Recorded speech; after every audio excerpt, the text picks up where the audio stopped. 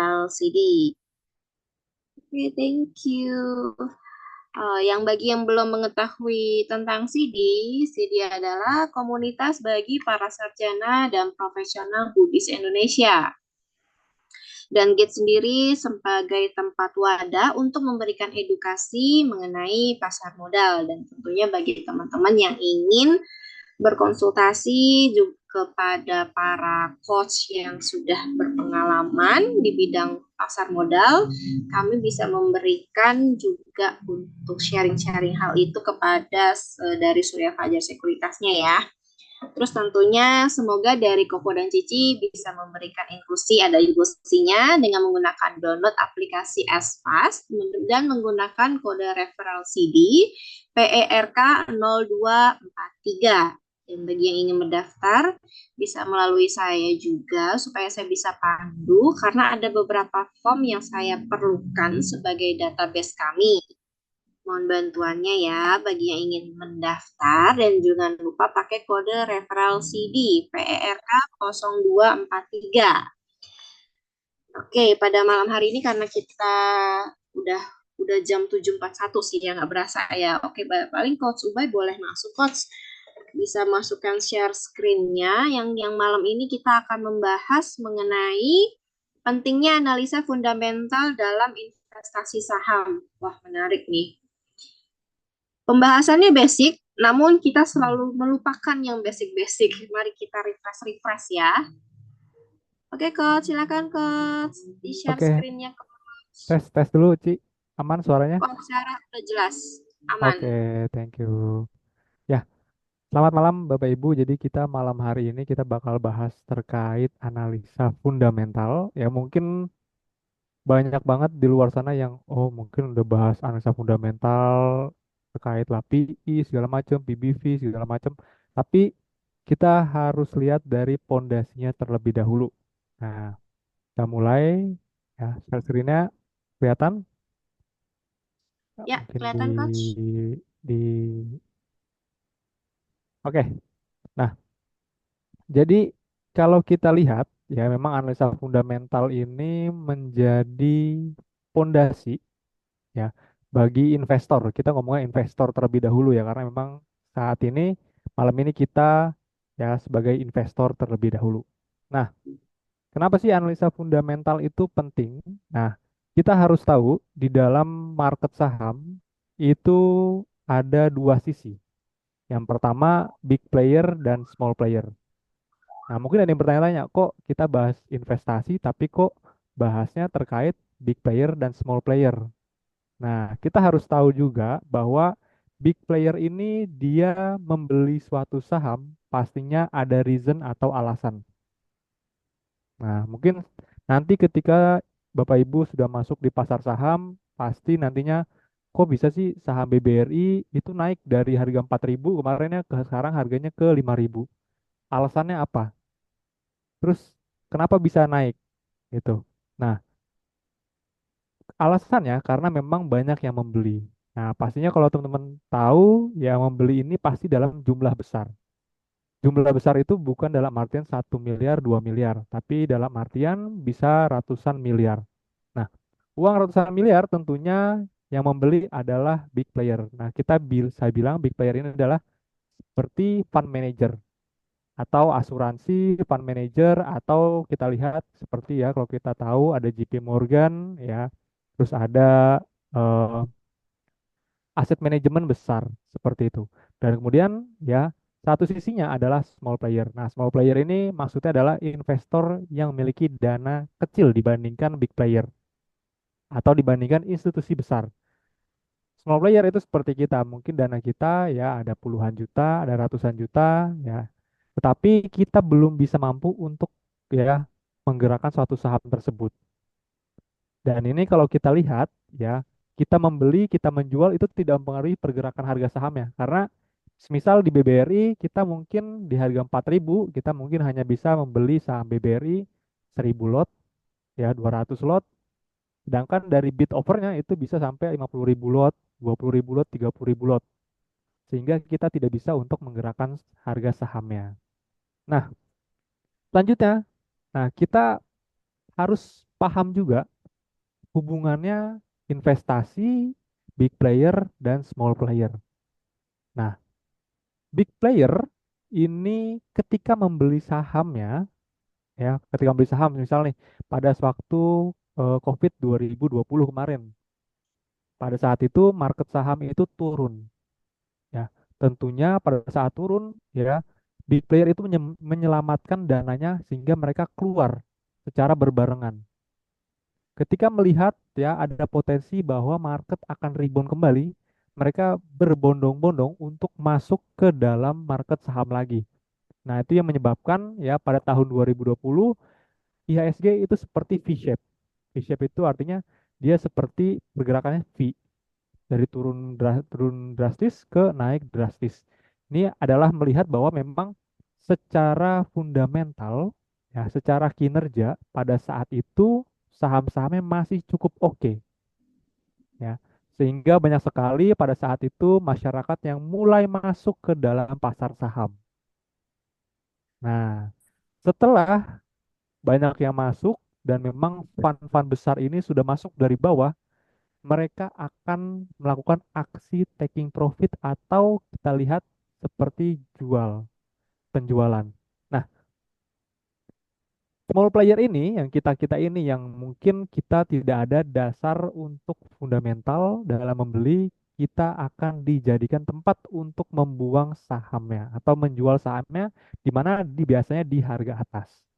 Nah, makanya kalau kita lihat dari sisi siapa yang membeli dan siapa yang menjual, biasanya ketika harganya sudah di atas, yang membeli adalah investor retail dan yang menjual adalah investor besar. Nah, kenapa dari dulu sampai sekarang seperti itu ya, kayak seperti itu? Kenapa?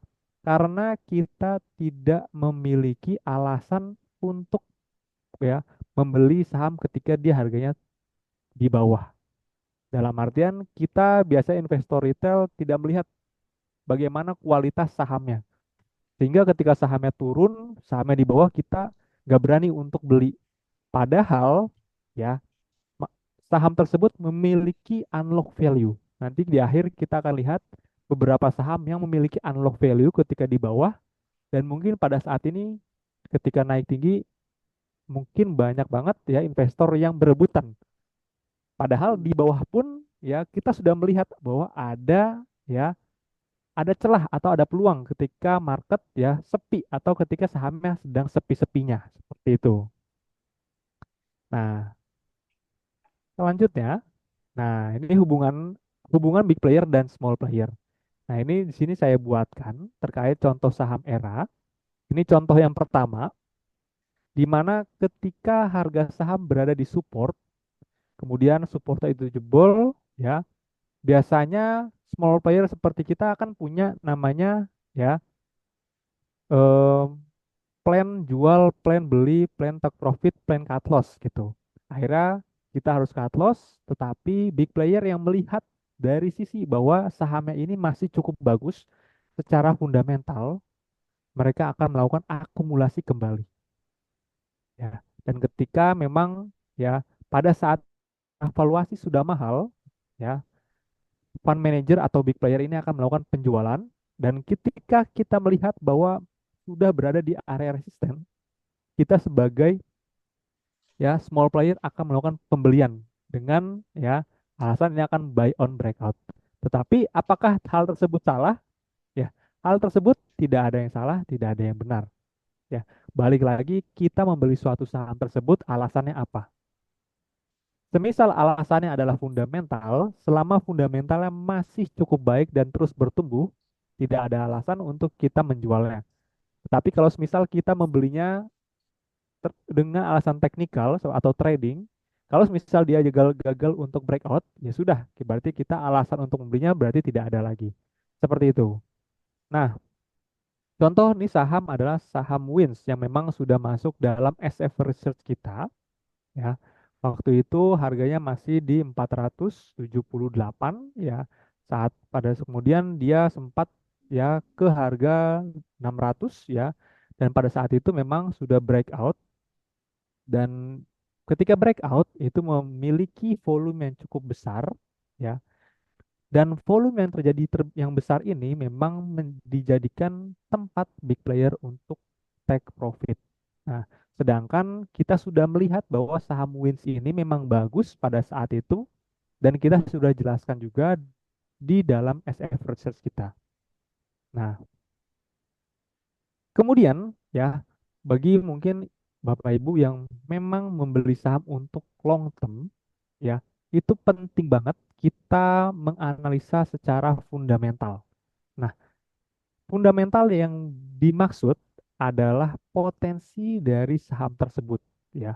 Memang fundamental itu ya ada versi-versinya, ya, ada namanya value investing, growth investing. Nah, itu tergantung kita memilihnya yang mana, tetapi kita harus tahu saham yang kita punya adalah saham yang memiliki pertumbuhan dari sisi fundamental. Artinya apa? Mungkin sales atau revenue-nya tetap naik, ya, net profitnya juga naik, kemudian hutangnya terjaga, hutangnya bukan untuk, ya, bukan untuk pembayaran gaji, bukan untuk pembayaran yang lain, tetapi untuk capital expenditure atau untuk, ya, ekspansi. Nah, itu adalah hutang-hutang yang produktif. Tapi kalau hutangnya untuk membayar hutang kembali itu malah jelek. Nah, dengan kita belajar fundamental ini, kita tahu, oh, saham-saham yang kita beli saham bagus, ngapain dijual kalau dia naik gitu.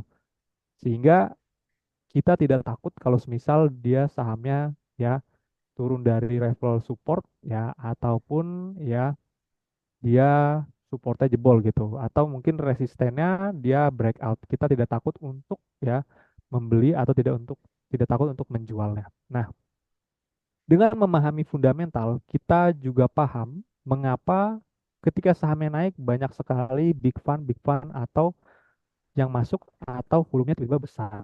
Karena saham yang kita beli memang saham yang bagus. Nah, pertama yang harus kita pahami dalam analisa fundamental, yang pertama kita harus melihat prospek. Yang kedua dan valuasi. Nah, prospek ini adalah membahas tentang potensi laba bersih ke depannya. Contohnya ya, misal kita mungkin Ibu Bapak tahu saham namanya SSIA. Nah, saham SSIA prospeknya adalah dia dibeli oleh perusahaan BYD, ya, perusahaan mobil listrik, ya, yang asalnya dari China, dan memang BYD ini ya perusahaan mobil terbesar ya listrik ya di Cina juga, dan dia membeli lahan ya properti industrial, sorry, lahan industrial SSIA di Subang yang nantinya akan menjadi ya pabrik dari BYD. Dan kalau kita lihat memang dari pemerintah Indonesia itu mensyaratkan bahwa mobil itu harus terdapat TKDN, ya, sekitar berapa persen TKDN sehingga mereka harus membuka pabrik di Indonesia. Dan secara valuasi apakah SSIA pada saat itu yang memiliki potensi di masa depan, apakah sudah price in atau belum? Kita menghitung bisa menggunakan PE, kita bisa menghitung berdasarkan market cap seperti itu.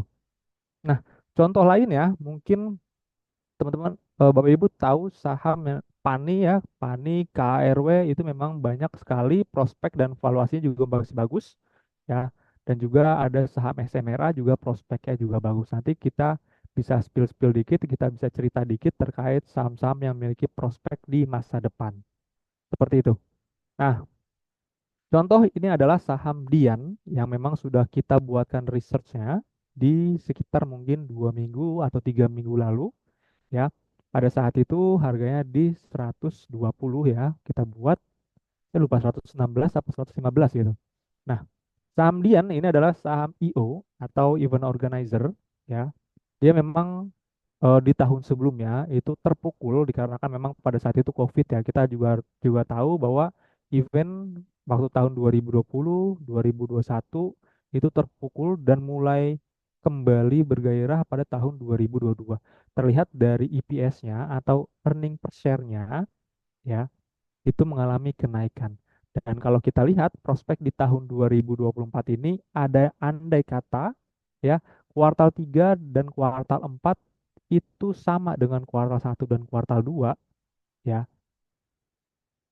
itu IPS-nya akan naik ya sekitar 2 kali hingga 3 kali. Yang artinya memang saham Dian ini menarik. Dan memang kalau kita lihat di kuartal 3, kuartal 4 ini banyak sekali event dari Dian dan konser dari Dian. Yang artinya ada potensi bahwa EPS-nya di kuartal pertama dan kuartal kedua itu akan melebihi kuartal 3 dan kuartal 4 itu akan melebihi kuartal sebelumnya. Seperti itu.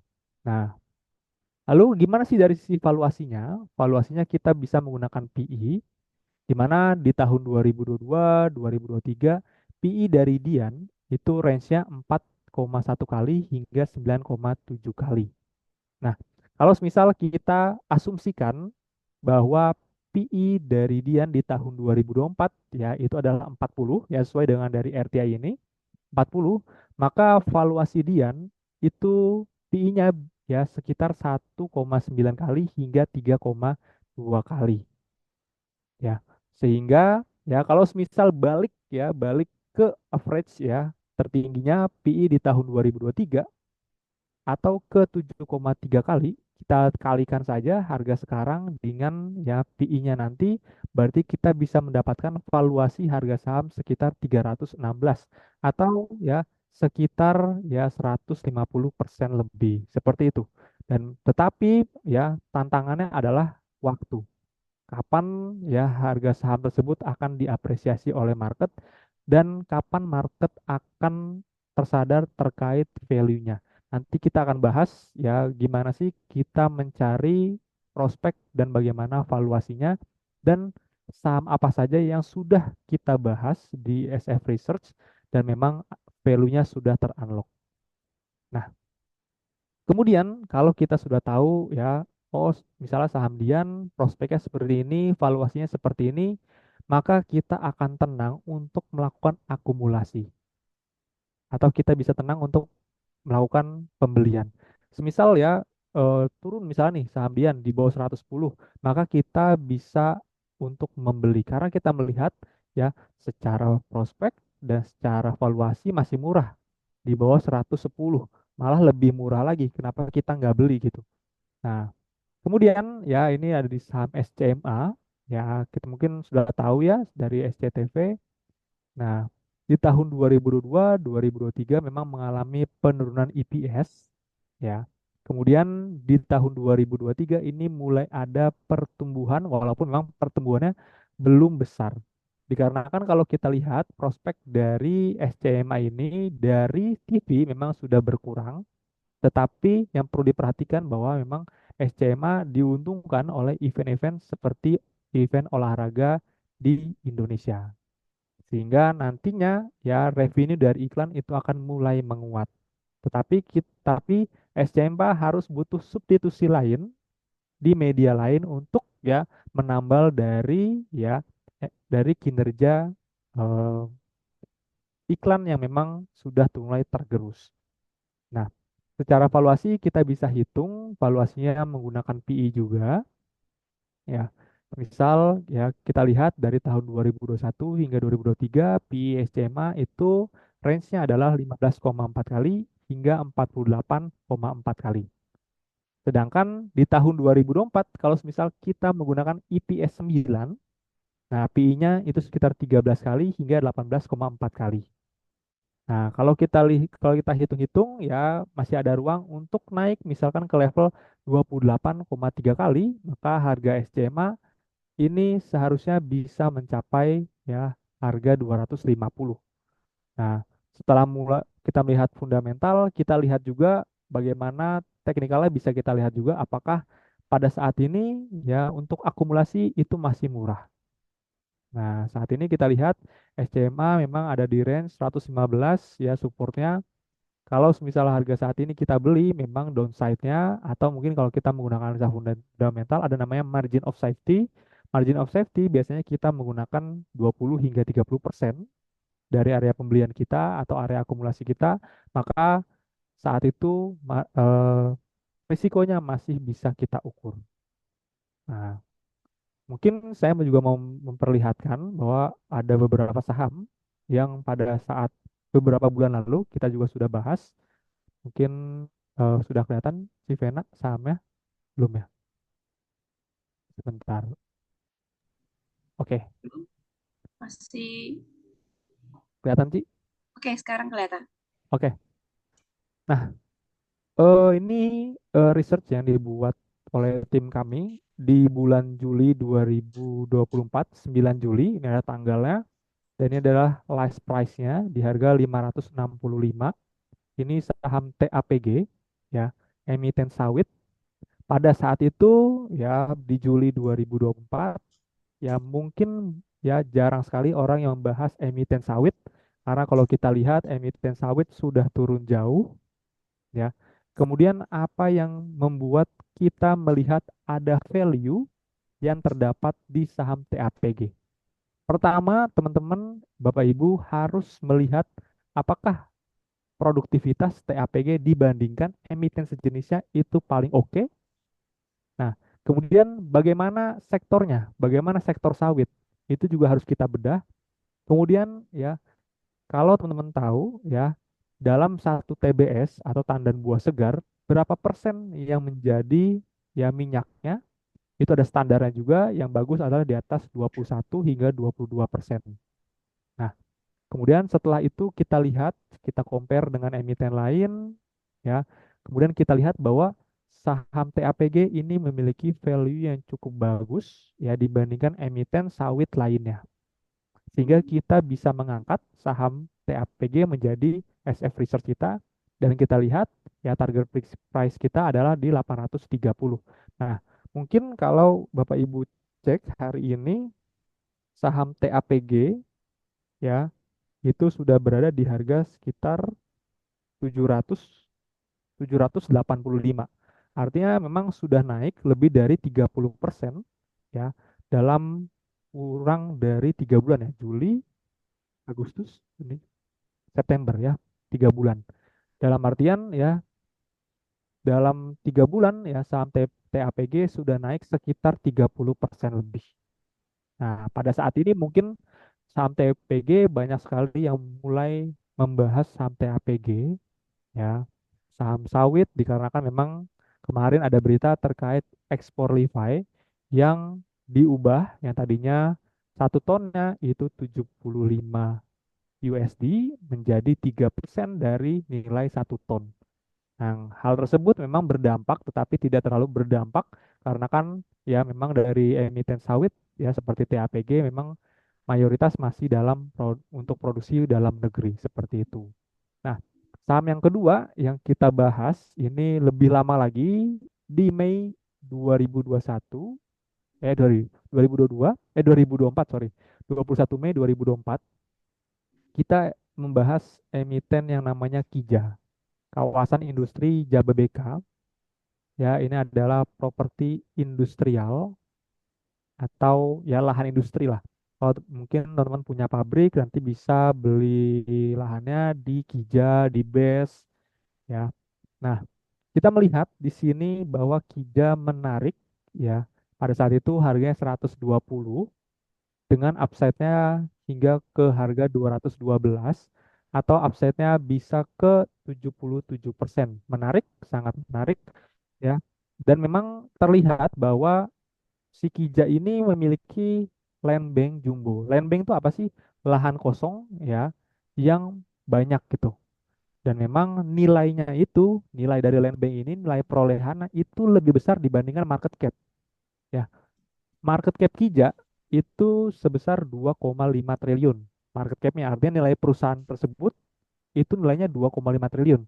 Tetapi ya land banknya atau ya tanahnya itu nilainya kalau kita hitung di saat ini itu sekitar 6,25 triliun.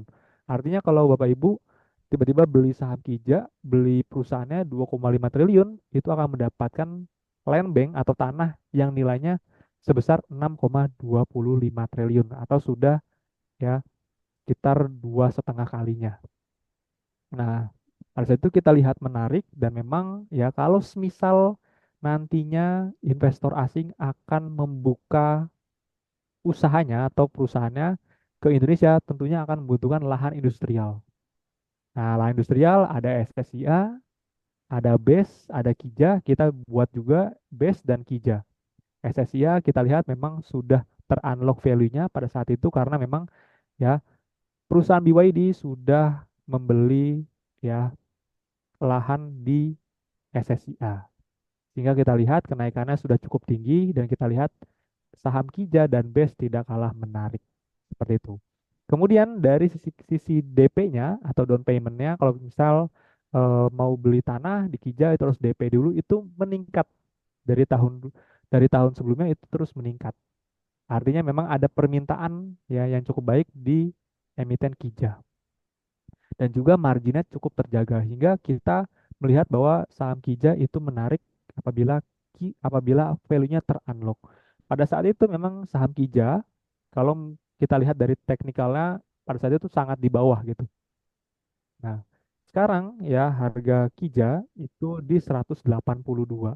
120 ke 182 artinya sudah naik sekitar 62 poin atau sekitar 40 hingga 50% ya dalam kurun waktu sekitar 4 bulan ya dari Mei 2000 dari 21 Mei 2024 saat ini di 11 September 2024. Nah, itu semisal kita memang mau membeli saham dengan ya cara investasi, kita harus tahu yang pertama dari sisi prospeknya.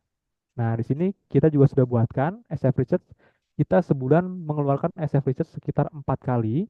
Nanti Bapak Ibu silakan ya baca ya nantinya untuk beli dan untuk menjual itu balik lagi ke pilihan masing-masing, tapi kita menyediakan ya saham yang menarik dan investment poinnya juga menarik.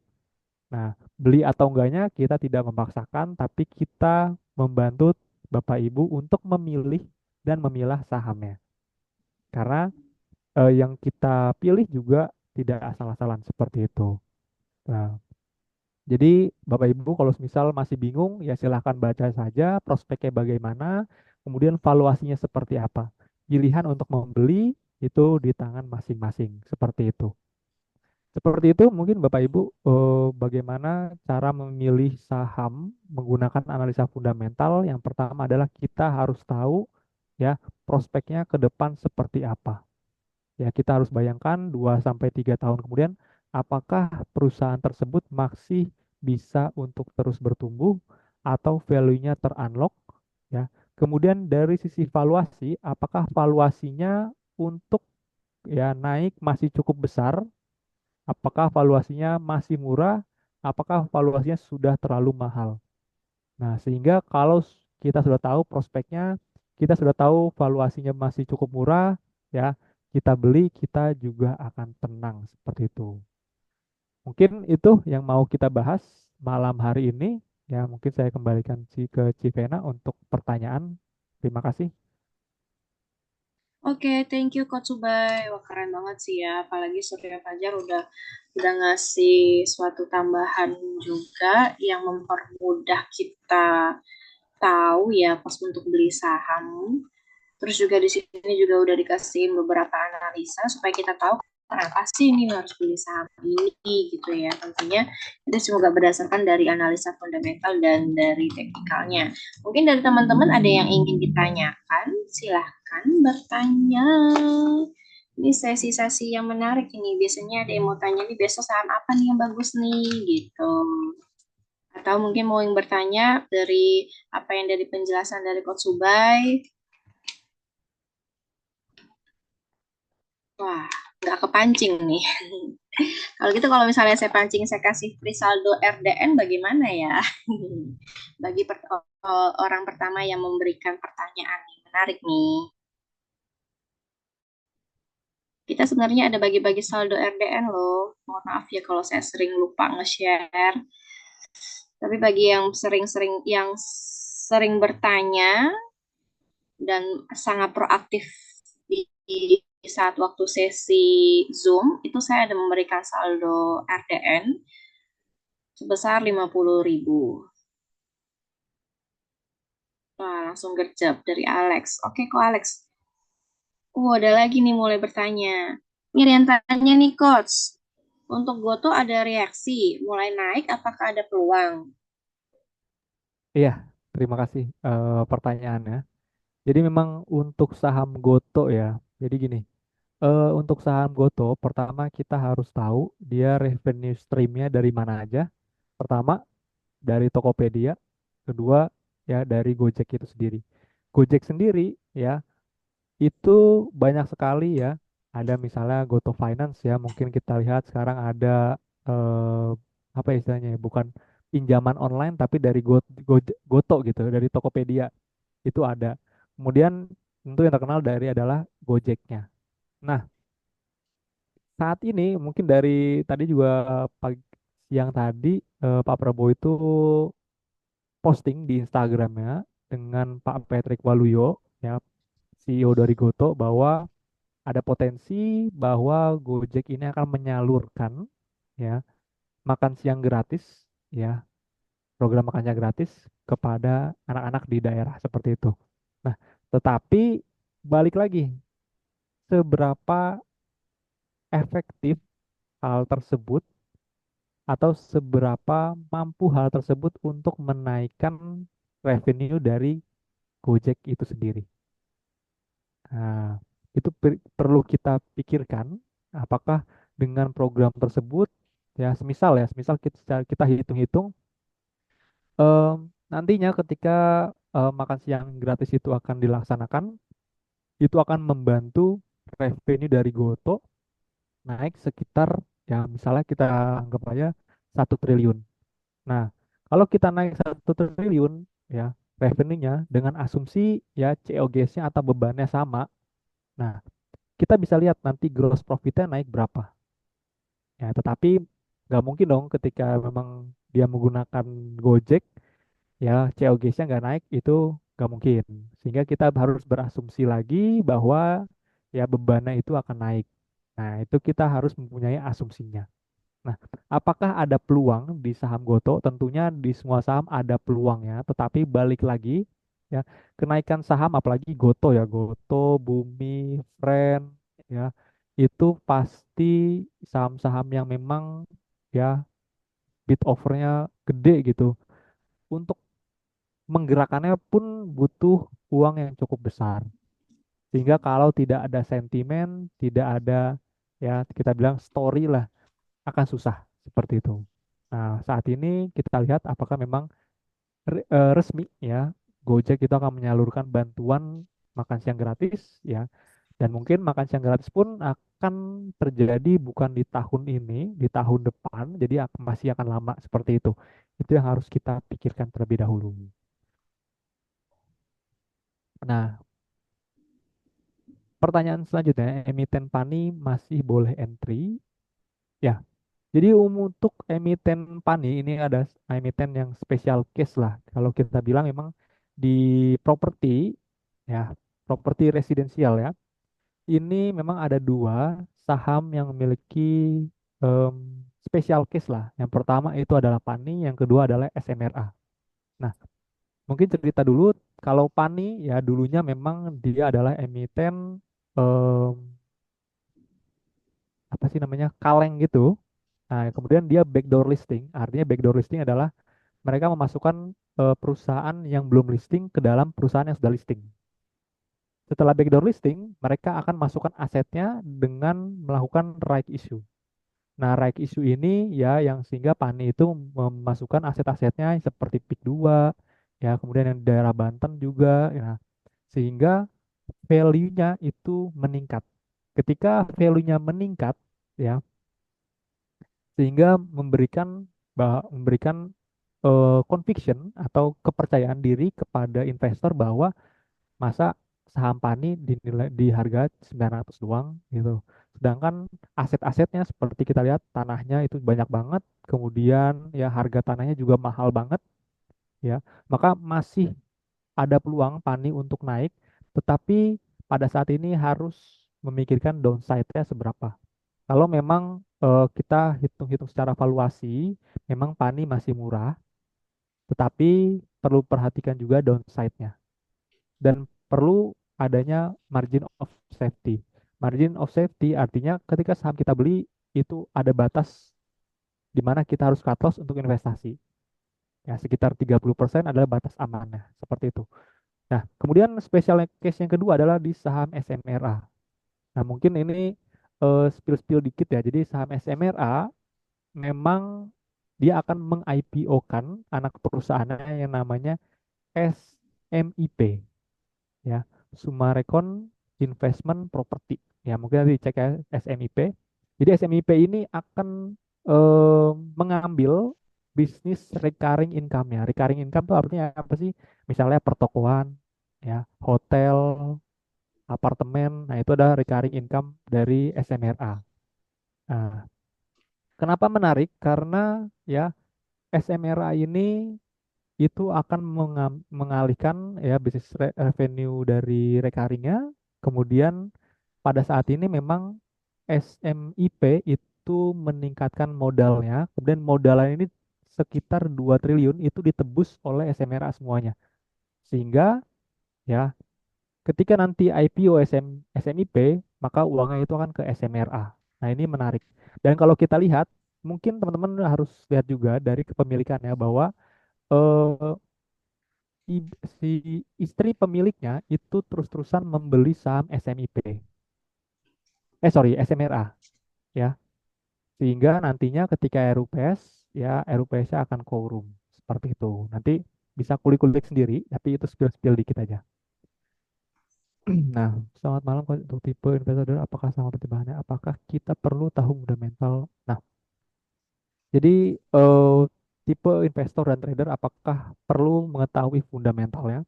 Ini balik lagi dengan style ya. Ada yang mungkin tidak melihat fundamentalnya ya, terlebih mungkin tipe yang scalping ya. Tapi kalau untuk swing ya tentunya kalau swing eh, mayoritas pasti lihat dari fundamentalnya juga. Maksud dari fundamentalnya adalah apa? Ya sahamnya seharusnya ada revenue ya, net profitnya juga terjaga seperti itu. Tapi kalau misal untuk scalping ya mungkin lihatnya saham-saham yang ada momentumnya pada saat itu seperti itu. Nah, untuk Oke, emiten Coach. nikel sekarang valuasinya masih under value atau sudah price in kalau harga nikel stable di 16.000. Ya, jadi untuk membahas saham nikel ya, kita harus tahu industri dari komoditas nikel. Nah, komoditas ini memang sedikit unik karena kita harus sedikit paham terkait makroekonomi. Nah, di mana ya harga nikel ini ditentukan oleh mekanisme supply dan demand. Saat ini ya Indonesia memang salah satu terbesar produsen nikel dan memang pasar itu kebanjiran oleh nikel dari Indonesia.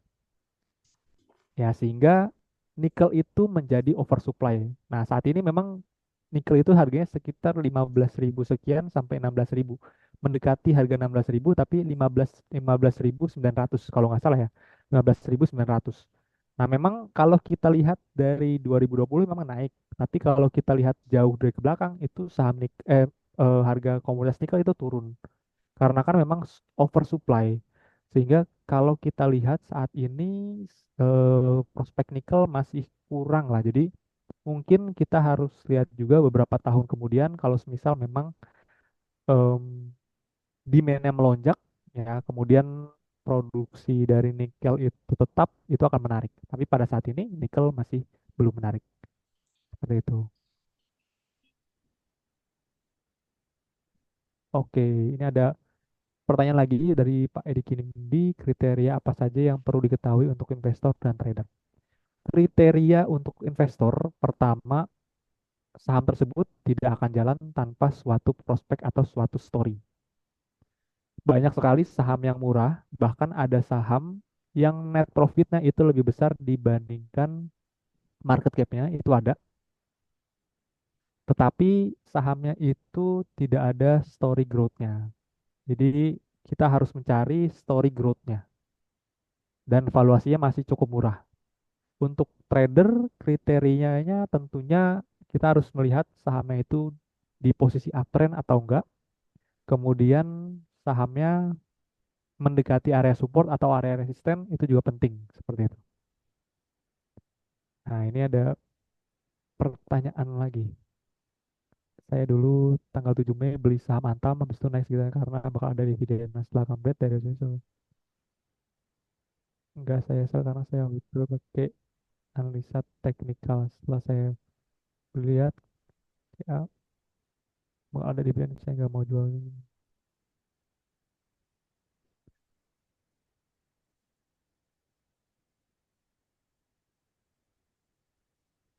Oke, untuk saham Antam ya, jadi memang saham Antam nature-nya adalah saham-saham yang memiliki dividen besar seperti Antam, PTBA, ITMG, memang setelah bagi dividen dia akan mengalami penurunan ya mendekati dividen yang dibagikan. Misal ITMG dividen dibagikan itu dividen yieldnya misal 12% dibandingkan harga pada saat itu. Maka turunnya ada kemungkinan lebih dari 12%. Nah, memang itu wajar seperti itu. Nah, kemudian em, kalau saat ini Antam masih kurang bagus prospeknya ya, karena memang em, Antam itu memang salah satunya revenue itu dari emas, tetapi kita harus tahu, kita breakdown juga nih bisnisnya, ternyata dia itu produksi emas itu hanya 1 ton di tahun 2023, tetapi 25 tonnya itu dia ngambil dari pihak ketiga. Artinya margin penjualan emas itu pasti akan tergerus dibandingkan kalau misal dia produksi sendiri. Nah, produksi sendiri seperti apa? Seperti Freeport ya kan punya open ini ya, open pit ya, open pit besar sekali. Freeport, kemudian ada Aman Mineral juga dia open pit juga. BRMS kayaknya dia close deh. Tapi kalau paling bagus sebenarnya Freeport, kedua itu Aman Mineral. Nah, kemudian izin arahannya kurangnya apa? Mungkin eh, kurangnya ya, mungkin pertama harus tahu dulu ya dia bisnis streamnya itu atau revenue streamnya itu dari mana aja Antam, terus kita breakdown tiap tahun, tiap kuartal, apakah di tiap tahun dan tiap kuartal itu naik. Kalau semisal turun ya artinya memang pada saat itu prospeknya masih belum menarik. Nah, tips yang perlu yang mungkin efektif ya, kita harus kita misalnya kita forecast nih, kita lihat nih dari kita breakdown setiap kuartal itu pertumbuhannya berapa, misalnya dari produksi emasnya penghasilannya berapa, misalnya tiap kuartal kita breakdown. Nah, kita harus jadikan revenue ini simis ya, pesimis, kemudian bebannya itu optimis. Kalau misal revenue-nya pesimis dan bebannya optimis, tetapi masih menarik, berarti kita menemukan saham yang menarik. Tapi kalau kita buat revenue-nya pesimis, kemudian bebannya optimis, dan kita lihat hasilnya adalah kurang bagus, maka sahamnya memang kurang bagus. Seperti itu cara tipsnya. Nanti mungkin di pertemuan selanjutnya kita bisa praktik ya gitu, kita evaluasi gimana sih cara evaluasi dan cara ngelihat prospeknya itu dari mana gitu. Nanti mungkin kita buatkan webinar yang baru lah gitu. Nah, Oke, thank you, Coach. hmm, jadi Ada kita lagi nih, buatkan. Coach. hmm, Ada pertanyaan eh, lagi, Coach. Oke, kalau ada saham, ada corporate action untuk buyback sampai harga berapa? Pernah nggak ya perusahaan buyback meskipun saldo baiknya belum habis perusahaan berhenti buyback? Ya, jadi untuk corporate action seperti buyback memang kurang menarik ya, karena buyback ini em, jarang yang akan mempengaruhi harga sahamnya untuk naik. Kenapa? Karena misalnya kita sebagai perusahaan nih, kita mau buyback perusahaan kita, nggak mungkin kita mau buyback di harga yang tinggi. Pasti kita mau buyback di harga yang semurah mungkin. Logikanya seperti itu. Nah, corporate action yang menarik akhir-akhir ini banyak banget ya. Ada yang namanya backdoor listing, ya, backdoor listing. Kemudian ada yang namanya mandatory tender offer. Nah, itu corporate action yang menarik. Nah, seperti itu sih kalau untuk buyback ya rasanya kurang menarik. Dan pernah nggak ya perusahaan buyback meskipun saldo buybacknya belum habis? Eh, kalau nggak salah ada sahamnya waktu itu, ada yang kena green shoes juga, cuman saya lupa juga itu sahamnya apa ya. Jadi belum, saldo buybacknya belum habis, tetapi dia berhenti terlebih dahulu, kemudian dia akan buyback lagi ketika di harganya turun kembali gitu sih. Kalau nggak salah emiten emiten beli beli itu pernah juga gitu, dia buyback green shoes, ya seperti itu.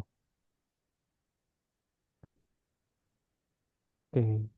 Oke, jadi mungkin nanti, di pertemuan selanjutnya mungkin kita bakal mungkin ya nanti request aja terkait valuasi, gimana sih kita ngitung valuasi yang sederhana gitu. Kita nggak perlu breakdown semuanya, tapi kita hanya breakdown dari sisi revenue-nya dan dari sisi, beban-bebannya seperti COGS. Gimana sih kita melihat, oh ternyata secara valuasi emiten ini masih menarik gitu. Nanti kita akan buatkan lah gitu. Oke, mungkin ada yang Oke, bertanya kembali. Coach. Keren banget, Coach. Thank you banget. Wah, ini yang nanyanya mah langsung banyak nih, Coach. Nah, ini kan saya kebetulan masih ada satu lagi nih, Coach. Apa namanya, untuk bagi-bagi saldo RDN-nya nih, Coach. Tadi Ah, boleh karena boleh. saya yang satu, saya baginya untuk yang pertama tadi, yang percepat pertanyaan. Yang kedua, Coachnya bisa pilih nih, kira-kira yang mana nih yang menarik nih. Tapi sebelum itu, ini ternyata ada yang tanya lagi nih, Coach, dari Ko Edi nih. Dari semua hasil riset SF, apakah harga saham sesuai dengan prediksi atau tingkat keakuratannya bagaimana, Coach? Oke, kalau dibilang apakah harga saham sesuai dengan yang diprediksi, pasti nggak semuanya sesuai dengan prediksi. Tetapi kalau dilihat nanti mungkin kita kirimkan ya besok, di investor inkubator, berapa sih, yang memang sudah jalan ya atau yang sudah kena dari take profitnya. Mungkin kalau bisa dibilang sekitar 75 hingga 80% itu sudah naik. Memang ada beberapa yang cut loss, seperti kalau kita lihat di saham TBLA, kita pernah call itu di akhir 2023 gitu. Tapi, so far masih bagus karena kita lihat dari sisi yang pertama prospeknya dan valuasinya apakah masih murah. Seperti itu sih. Jadi balik lagi ketika nanti, lihat researchnya, baca dulu apakah make sense gitu.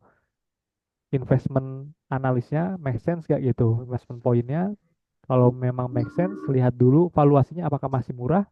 Kemudian bisa lah tambah-tambahin teknikalnya apakah memang masih cukup murah gitu kalau analisa teknikalnya. Seperti itu sih, Pak Edi Kimbi. Jadi nanti besok kita share, mungkin siang lah ya, kita share, rekapannya. Karena sebelumnya juga sudah pernah di-share ya kalau nggak salah sama Pak Rapon terkait rekapannya, dan rekapannya cukup bagus gitu. Dan mungkin nanti kita update karena memang ada beberapa research yang baru keluar. Seperti itu, Pak Edi Kimbi.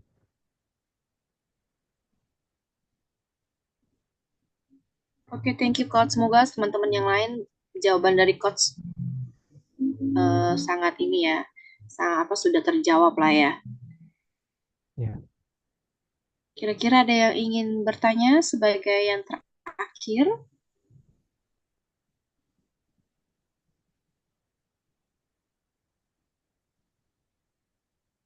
ya, oke. Ada yang Hei, bertanya. fee transaksi. Oke, kalau fee transaksi, fee buy-nya 0,25%. Kalau fee sell-nya, saya lupa nih, 0, 15. ingat kayak coach. Oh iya, Fee beli 0,15, fee jual misalnya 0,25. misalnya 0,35. Oh iya. Sorry, sorry, online ya. Sorry, sorry, sorry. Ah, 25, kebalik saya. 25. Oh, ya. Buy-nya 0,15, sell-nya 0,25. Nih, saya juga tuliskan. Kok nggak mau ke-share? Hmm, ting.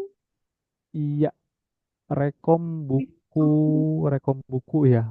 Sebenarnya saya banyak banget bukunya ya. Tapi yang paling bagus tuh menurut saya punya Pak, lupa, saya ada bukunya cuman. Ini terkait analisa fundamental. Terus Wah, kalau asik. misalnya buku, biasanya sekarang sih saya baru lagi baca ini sih. Nama bukunya adalah Era Baru Batubara Indonesia. Mungkin kelihatannya Oh, era nggak baru jelas, atau, coach. oh nggak kelihatan ya. Nah ini deh. era baru batu bara Indonesia. Ya, kelihatan ya. Nah, kelihatan. Nah itu buku ini. Nah, ini buat mahamin terkait batu bara. Kemudian yang lagi saya baca juga terkait buku ekonomi Indonesia. Jadi ini buat paham karena eh, history itu bakal terus berulang. Nah, ini namanya buku ekonomi Indonesia punya Pak Budiono. Karena history itu akan terus berulang. Dari dulu Hmm, seperti itu gitu. Karena memang sifat manusia itu terus berulang. Ada fear, ada greed, ya. Terus juga em, bukan koreksi, apa sih namanya, resesi itu akan terus berulang gitu. Nah, itu yang perlu kita tahu. Karena ada investor besar dia bilang kalau misal diberi waktu kembali ke masa lalu, apa yang akan dia pelajari? Dia bilang adalah history, history, history. Karena sejarah itu akan terus berulang oleh sifat manusia. Seperti itu sih. Jadi kalau buku fundamental banyak banget dari Desmond Wira. Saya bilang ini analisa, analisa fundamental, fundamental Desmond Wira. Desmond Wira. Nah ini, itu bagus banget.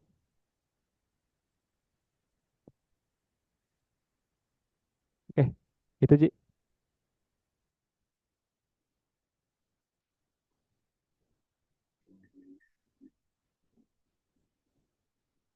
Oke, Coach.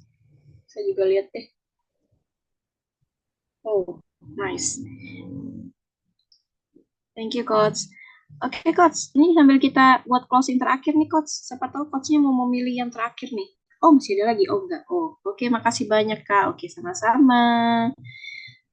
Kita pilih Coach untuk yang satunya lagi. Saya mau bagi free juga saldo RTM. Kira-kira Coachnya ingin pilih yang mana, Coach? Apakah ingin pertanyaan yang terbaik kah? Atau dari segi ini bagaimana, Coach? Mungkin dari pertanyaan sama aktifnya kali ya, jadi dua gitu. Boleh. Oke, ini dari Kak Adit Putra. Oke, Kak Adit Oke, Putra. Oke, congrats ya, Kak Adit Putra. Saya akan berikan share untuk saldo RDN, namun prosesnya tidak secepat kilat ya, Kak ya. Nanti akan butuh waktu. Nanti saya akan WA. Paling kalau untuk Kak Adit Putra bisa WA ke saya ya, karena saya butuh data. Ya, nomornya saya ya. Jadi yang dapat tadi itu, jadi yang pertama dari Ko Alex dan juga Ko Alex sepertinya saya ada kontaknya sih. Dan ya. juga Kak Adik Putra. Thank you, thank you. Adakah yang ingin bertanya lagi? Oh, ini ada lagi nih ternyata Coach dari Ko Edi nih. Ko Edi nih sangat memang sangat aktif banget nih ya. Untuk jangka waktu dalam investasi biasa berapa lama dan hasil riset? Wow. Oke, kita ngambil acuan dari SF Research ya. SF Research itu rata-rata mulai gerak di bulan kedua, bulan ketiga. Bulan kedua, bulan ketiga. Ada beberapa research kita yang udah sampai take profit itu seperti Elsa. Ya, Elsa itu sudah sekitar 25%. Ya, kemudian Base, Base, Base juga udah mulai. Ija juga ya. TAPG juga udah mulai. Kemudian banyak sih. Jadi mungkin nanti kita buatkan recapnya deh gitu. Rata-rata 2 sampai 3 bulan lah, nggak terlalu lama. Karena memang kita main yang namanya narrative play. Jadi ada naratifnya kita bikinkan gitu. Seperti itu sih Ko Edi Kimi. Thank you Coach. By the way, kita juga pada on kamera yuk biar bisa saling kenal juga nih.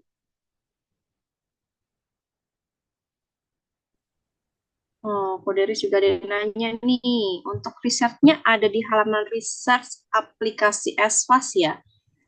Kalau riset Iya, setahu saya di website sih ya, di Coach website ya. ya, betul-betul di website ya. Jadi sebentar mungkin saya ini Cia sekalian ngasih tahu caranya gimana gitu.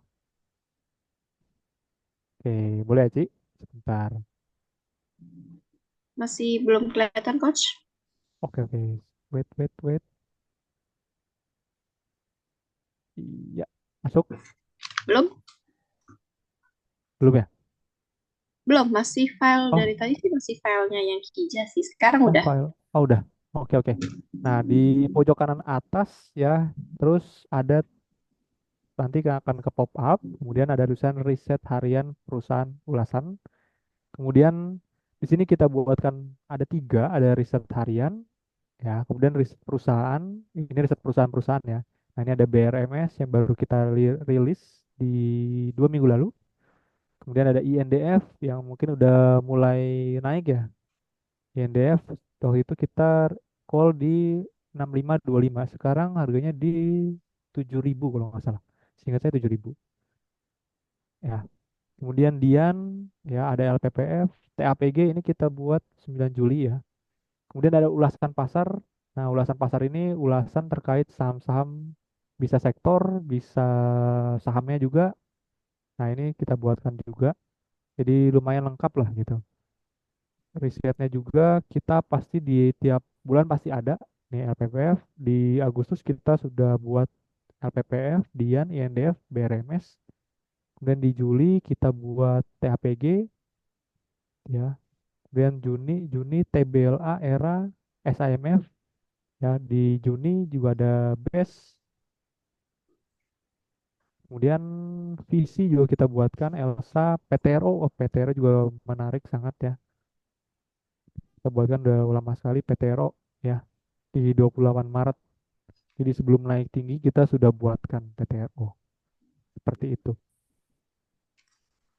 Naratif play itu artinya kita bermain dengan narasi naratif gitu. Ada story-nya gitu. Di setiap saham pasti ada story-nya gitu.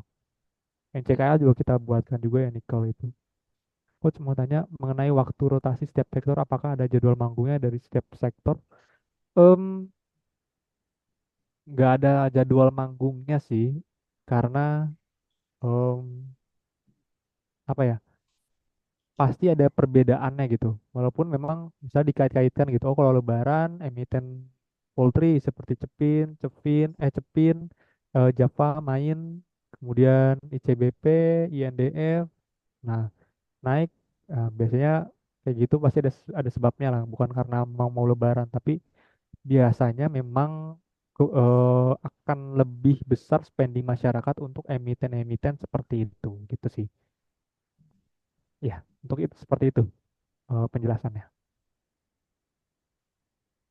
Dan penting banget kita baca sejarah gitu karena siapa tahu sejarah akan berulang gitu. Jadi misal seperti batu bara, batu bara itu kan siklikal gitu, tapi ada alasannya dia manggungnya. Nah, karena pada saat itu memang supply-nya itu terganggu. Memang kalau komoditas, kalau supply-nya terganggu itu paling menarik seperti itu. Untuk saham CPO kapan coach? Saham CPO kayaknya saat ini udah mulai manggung ya. Kita juga sudah nge-call saham CPO tuh dari 2 bulan lalu ya, TAPG. Jadi seharusnya udah mulai manggung saat ini ya. Leadernya memang TAPG sih. Jadi kita buatkan TAPG. Gitu, CPO. Baik, Coach. Bagaimana, teman-teman?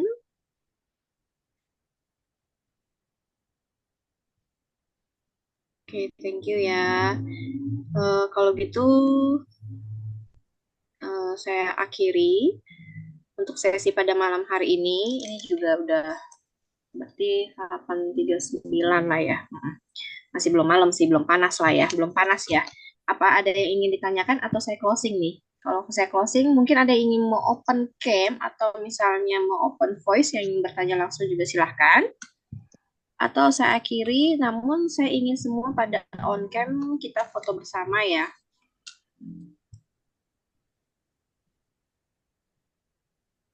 Sip. Yang lain yuk.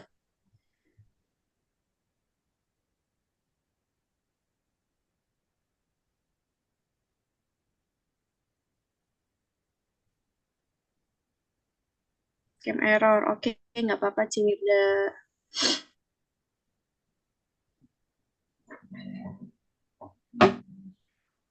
Oke, thank you Kak Subai. Ya sama-sama Kak Kumara. Ada yang ingin on cam lagi kah? Sebelum saya screenshot.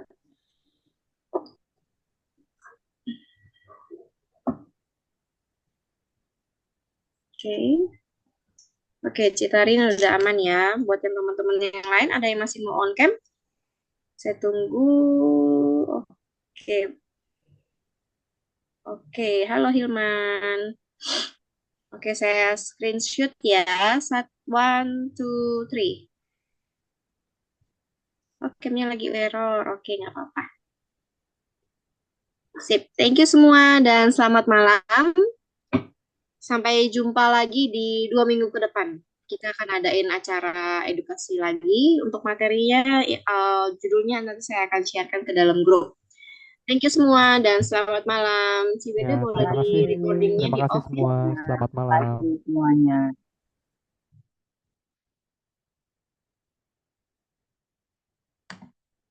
Cibeda boleh on recordingnya sih Iya, ini lagi bingung gimana ya, kok ngilang di tombolnya. atas Oke, sih. oke, oke.